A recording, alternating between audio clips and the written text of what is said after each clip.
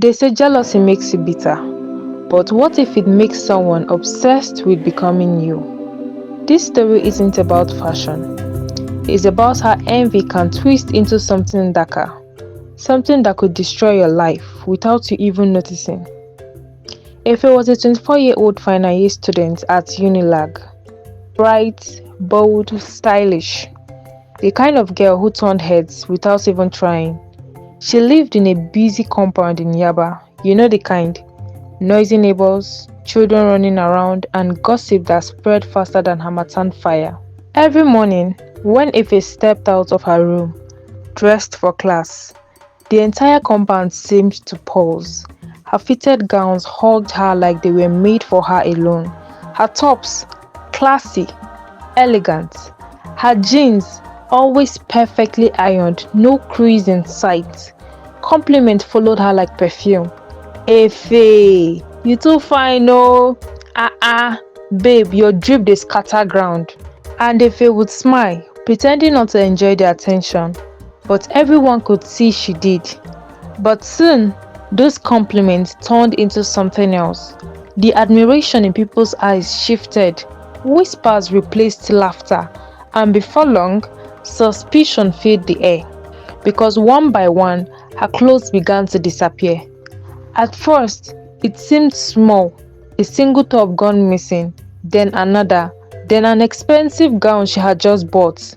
It didn't make sense. How could clothes vanish from a locked room? And that was the beginning of Efe's nightmare. Efe wasn't stupid. She knew clothes didn't just walk out of a wardrobe. So she started paying attention, watching, listening, and soon her eyes fell on three possible suspects. Sade, the compound gossip. Her mouth was faster than her brain, and her envy wasn't exactly a secret. Whenever Efe wore something new, Sade's eyes followed her, scanning her from head to toe like a jealous mirror. Tola, the loud party girl, always chasing the next groove. Always broke and always borrowing. If Tola liked your earrings, she would ask. If she liked your bag, she would ask. And if you said no, she would still find a way to show up at the next party with something suspiciously similar to what you have.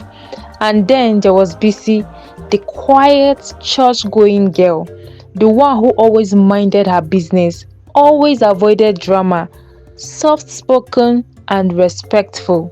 The kind of person you could swear with your life would never hurt a fly. One evening, Ife decided to test the waters. She turned to Tola and asked jokingly, "Babe, hope say no be you dey thief my gown so." Tola threw her head back and laughed. "Abegi, if na your gown I want, I for collect am for your front. Why I go thief your thing?" Sade, of course, didn't miss the chance to add fire. She hissed and said loudly, "Abi na your boyfriend dey carry am give inside chick." Everyone burst into laughter. Everyone except Efe. Her face flushed with anger, but deep inside, it wasn't just the joke.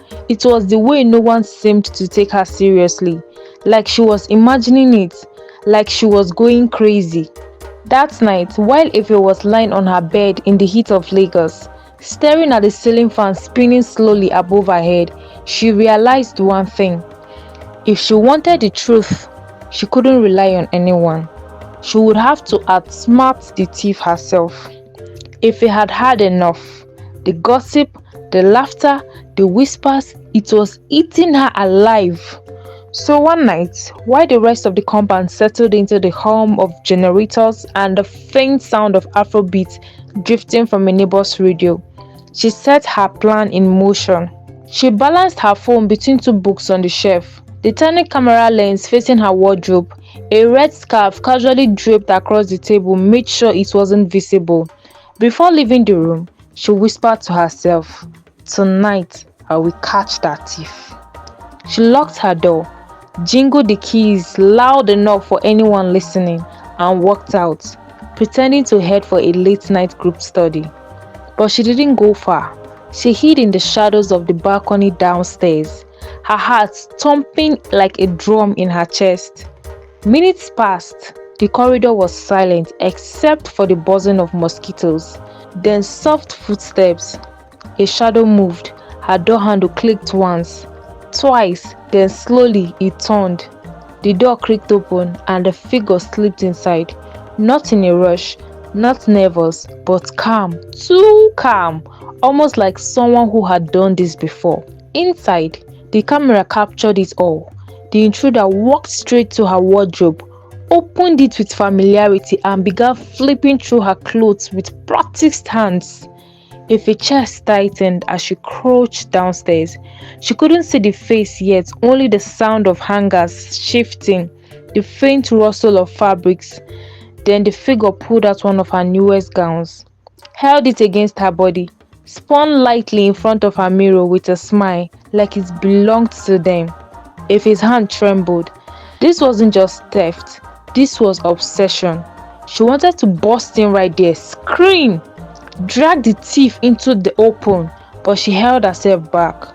No, the camera was the real weapon, and it was capturing every single second. When Ife finally returned to her room that night, her hands were trembling as she reached for her phone. She locked the door, sat on her bed and pressed play. At first, it was just shadows, the creak of her wardrobe, the shuffle of clothes. Then the figure stepped fully into the light. Ife froze. It wasn't Shade, the gossip queen. It wasn't Tola, the loud, flashy party girl. It was Bisi. Bisi, the girl who never missed morning prayers. Bisi, the one who always preached about modesty. Bisi, the same neighbor who used to say, "Hey Faye, you two dey dress like Jezebel." Yet there she was, caught on camera. Ife's jaw dropped as she watched Bisi pull out her red dinner gown, the same gown she had planned to wear for her final year dinner night.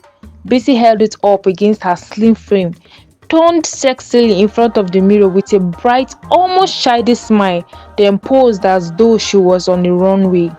But what sent shivers down Ife's spine was the way Bisi touched the clothes.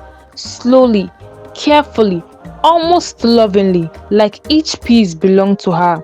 Then with a calmness that made it even scarier, Bisi folded some of the clothes neatly, slid them into her handbag, adjusted her hair in the mirror, and walked out as if nothing had happened. The quiet one, the innocent one, the one everyone trusted. She was the thief. Ife dropped the phone, her heart pounding so loudly she could hear it in her ears. This wasn't just theft, this was something darker. The next morning, Ife couldn't hold it in anymore. Her chest felt like it was on fire as she stormed across the compound straight into Bisi's room. "Bisi, so is you." Her voice shook with rage. But what she expected, a breakdown tears or at least denial, didn't happen. Instead, Bisi looked up from where she was calmly braiding her hair and smiled. Then she laughed, a slow, deliberate laugh that sent cold shivers racing down Ife's spine. "Do you think it's just about clothes, Ife?" Bisi's tone was calm, too calm. "I've been living your life, piece by piece." Ife froze. "What are you talking about?" With unsettling grace, Bisi stood up and walked to her drawer. She slid it open and Ife's stomach churned. There they were, her missing underwears, her jewelries, her scarves, neatly folded like trophies. Bisi picked up a silky black underwear and held it against her cheek, smiling. "Do you know where your boyfriend has been every night?" Ife's throat went dry. "What?" "When he's with me," Bisi whispered, her eyes gleaming. "I wear this. And the funniest part, he never notices the difference." Ife's heart stopped. This wasn't just theft, it wasn't just jealousy. The clothes weren't for fun, they were costumes, weapon, and Bisi wasn't just stealing her outfit, she was stealing her identity. That night, Ife confronted her boyfriend, her chest tightened, voice shaking as tears streamed down her face. "How could you?" At first, he laughed nervously as he didn't understand what she was talking about. But when her gaze didn't break, his face cracked and then the truth spilled out like poison. Bisi had been studying Ife for months, not casually but obsessively. Her perfume, her lipstick shade, the tilt of her smile, the rhythm of her footsteps, even the way her breath hitched when she laughed. At night, Bisi slipped into Efe's stolen clothes, sprayed her perfume, painted her lips, and whispered in the same soft tone. And in the darkness, he believed it was Efe. He swore on his life that he never knew. Efe's leg buckled. The walls seemed to close in. It wasn't just about the clothes Bisi had stolen. She had stolen her image, her voice, her relationship, her entire identity. In that moment, Efe realized something far worse than betrayal. Bisi didn't just want to be like her. Bisi wanted to be her. She was jealous of everything Efe had. Efe moved out of that compound weeks later, but she was never the same. Every time she opened her wardrobe, she felt a shiver. Every compliment, every smile from a stranger carried a new question in her heart. Do they admire me, or do they secretly want to become me? Sometimes, jealousy isn't about stealing what you own, it's about stealing who you are.